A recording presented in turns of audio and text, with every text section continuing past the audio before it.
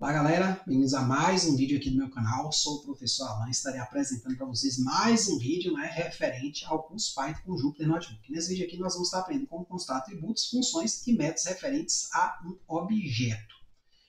Então, gente, aqui eu começo logo com a fotinha do Mr. M, que era um mágico muito famoso aí, de alguns anos atrás, que ele desvendava truques de mágica. Então ele fazia os truques de mágica e mostrava como funcionar para o público. Então, nesse sentido, eu peguei essa imagem aqui, que ela é icônica para mim, porque agora eu vou te mostrar como é que eu pensei, como é que eu elaborei esse material, qual foi o suporte que eu tive, tá certo? Então, você vai entender, fica aí até o final que você vai entender direitinho. Então, ó, uma forma rápida de constarmos atributos, funções nativas e métodos é usarmos o comando dir objeto. Então, você vai botar dir, abrir parênteses, botar o objeto que você quer constar ali dentro. Por exemplo, para constarmos atributos, funções e métodos associados a um string, podemos usar o comando dir str. Para saber sobre cada um, podemos recorrer ao GPT.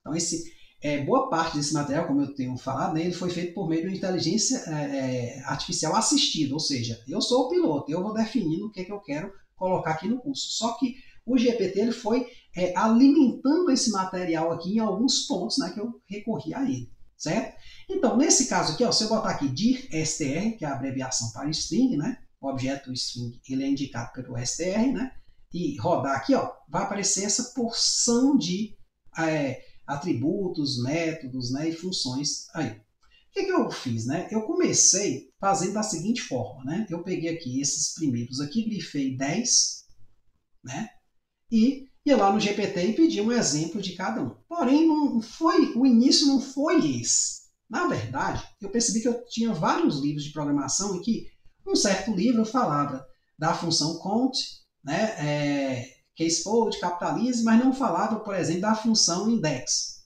Só para dar um exemplo, eu não lembro mais quais funções. E o outro falava da função index e tal. Então, cada autor puxava para o lado dele. Aí eu falei, poxa, velho, como é que eu vou saber para todas as funções que tem, por exemplo, referentes a um string, ou pelo menos a maioria delas? Aí eu cheguei para o GPT e falei, olha, me forneça lá 10 funções relacionadas a string. Ele me forneceu 10. Eu falei, me forneça mais 10. Forneceu. Chegou no momento que ele começou a repetir. E eu sabia que existia mais. Eu falei, vai, eu quero agora o seguinte, que você me dê um comando para eu executar no Python que vai me dar uma lista delas. Eu acredito que exista. Existe, se existe, me arruma. Pronto, ele me arrumou isso aqui. Então foi a primeira sacada. Aí eu falei, eu não conhecia esse coisa. Até nos livros, inclusive, eu já tinha lido isso dir, com um objeto lá, mas quando você está lendo ali, às vezes você não está tão fixo, porque você não está precisando daquilo. Então aí eu criei a necessidade de fazer essa pergunta do GPT, ele me deu a resposta, falou, bote aí dir str, você vai constar tudo que um string faz. Pronto, fiz essa consulta toda. Aí eu comecei a falar o seguinte, beleza, vou perguntar o que essa função aqui faz, porque aqui está a função, mas não está dizendo como é que ela funciona. Aí, eu cheguei para o GPT e falei assim, me fale como é que a função capitalize funciona. Ele foi lá e falou. Me fale como é que a função capitalize vai lá e funciona. Ele foi lá, falou, tal, e deu um exemplo. Aí eu falei, não, vai, tá muito chato perguntar de nenhum. Aí eu peguei, grifei logo uma certa quantidade e fiz assim. Então isso aqui que você pode usar para qualquer coisa que você estiver estudando, certo? Dentro de programação.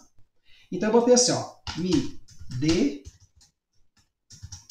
um exemplo, quer dizer, me apresente uma descrição sucinta das funções Python e um exemplo de aplicação. Mais ou menos assim, um exemplo, Porque aí já vai entender que é de aplicação. Então, beleza, ele me listou aí. Capitaliza dessa função, converte o primeiro caractere de string maiúsculo e o restante em minúsculo. E por aí foi. Então, tenho aqui várias. Perceba que ele é bem rápido. Então, o que eu fui fazendo? Só copiando e colando ali. Claro, eu fui dando os ajustes, porque assim, é como eu falo, você não pode ficar só com o que o GPT lhe dá.